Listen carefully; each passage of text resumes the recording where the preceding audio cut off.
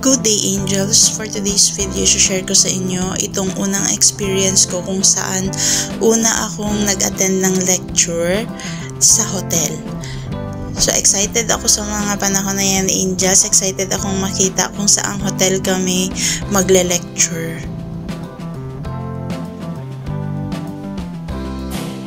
So nandito na nga ako sa hotel para mag-attend ng lecture namin sa home care. Ito yung makikita ninyo, angels. So dito ni held yung aming lecture. Ang ganda-ganda dito, angels, sobra.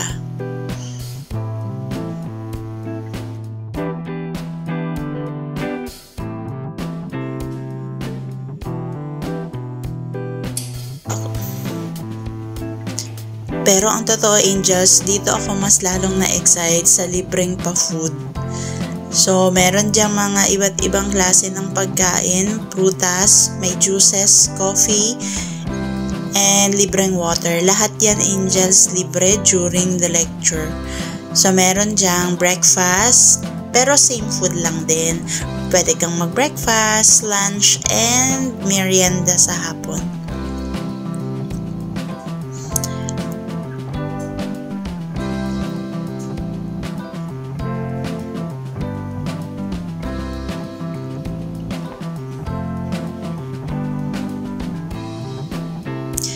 May libreng papel at lapis din ang hotel para sa mga pumupuntang nagle-lecture dito, angels. And may libreng tubig.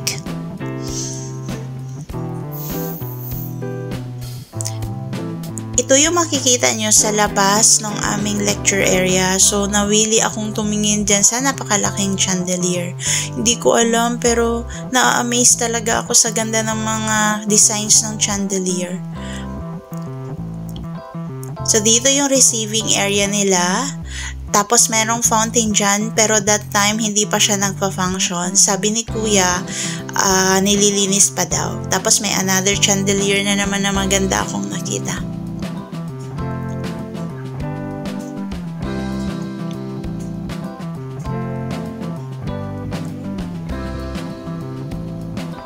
Ito yung simpleng painting na ang ganda-gandang tingnan, angels. Ito din yung ibang design na makikita nyo dito sa hotel.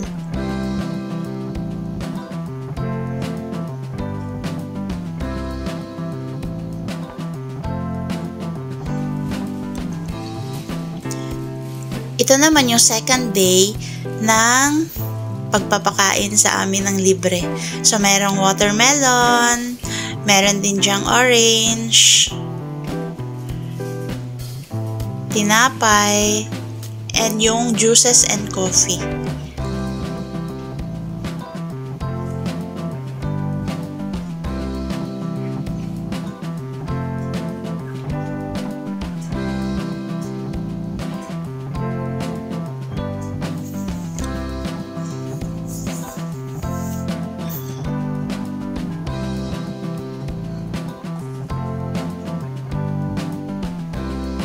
Alam nyo ba na hindi ko alam paano gamitin ito nung una? Pero nung nalaman ko na, angels, halos lahat ng mga nakasulat dyan, tinry ko para naman hindi ako ma-ignorante next time.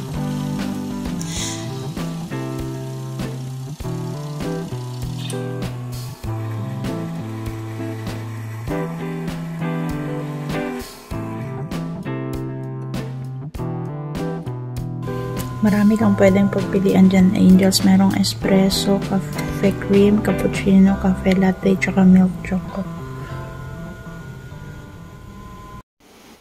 Ganito kalinis at kaganda ang restroom ng Hotel Angels. Siguro dahil kami lang yung gumagamit that time, kaya sobrang linis niya. Yun lang yung ma-share ko sa inyo for today's video, angels. Thanks for watching. Lagi po kong tandaan na always choose to be happy kahit sobrang sakit na, pagod na, piliin pa rin po natin ang maging masaya. Yan lang po, paalam.